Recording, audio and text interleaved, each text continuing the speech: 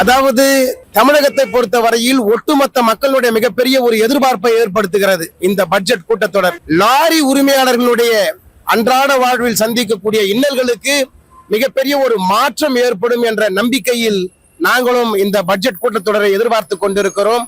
கடந்த ஆட்சி காலத்தில் பெட்ரோல் டீசலை எல்லாம் ஜிஎஸ்டி வரம்புக்குள் கொண்டு வராமல் இன்றைக்கும் மிகப்பெரிய ஒரு இன்னலுக்கு தள்ளப்பட்டிருக்கிறோம்.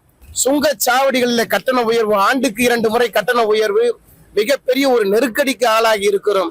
ஆகவே பெட்ரோல் டீசல் துறையை உடனடியாக இந்த மோட்டார் நடத்தக்கூடிய நலனை கருத்தில் கொண்டு ஜிஎஸ்டி வரம்புக்குள் கொண்டு வர நாங்கள் வலியுறுத்த விரும்புகிறோம். மாற்றுத்திறனாளிகள் எங்களுடைய எதிர்பார்ப்புகளை நிறைவேற்றுவார்கள் என்று காத்து கொண்டிருக்கிறோம். எங்களின் நீண்ட நெடுநாள் கோரிக்கையான அண்டை மாநிலங்களில் கொடுப்பதை போன்ற உதவித்தொகையை உயர்த்த வேண்டும் என்ற கோரிக்கை உள்ளது. மேகதாது அணைப்பு சம்பந்தமாவோ, மற்ற மாற்றுத்திறனாளிகளுடைய நலன் சம்பந்தமாவோ, தமிழ்நாடு அரசு ஊழியர்கள் சம்பந்தமாவோ, வேற இளைஞர் இன்னைக்கு நாட்டுடைய இளைஞர்களை எப்படி வேலை வாய்ப்புகளை முன்னுதாரணமா இந்த நாடு மாத்தணும் அப்படின்றத பத்தி எந்தவித கவலையும் இல்லாம இன்னைக்கு இந்த அரசு இருக்குது.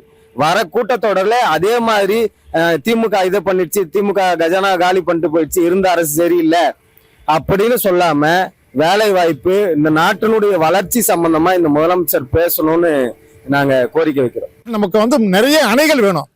2000 வருஷம் பொறுத்து இன்னைக்கு கரிகாலம் பேரை சொல்றாங்கன்னா கல்லணை தடுப்பணைனா இன்னைக்கு நல்லா இருக்கு. அதனால எல்லா இடத்துலயும் தடுப்பணை வேணும். நம்ம எதுக்கு போய் மற்ற மாநிலத்துல போய் எனக்கு தண்ணி கொடுங்கன்னு கேட்கணும்? நம்ம இடத்துலயே அணையை கட்டியிருந்தா நமக்கு போதுமான இது வரும். அதனால தயவு செய்து இந்த பட்ஜெட்ல அணைகளுக்கு கொஞ்சம் முக்கியத்துவம் கொடுங்க ஐயா.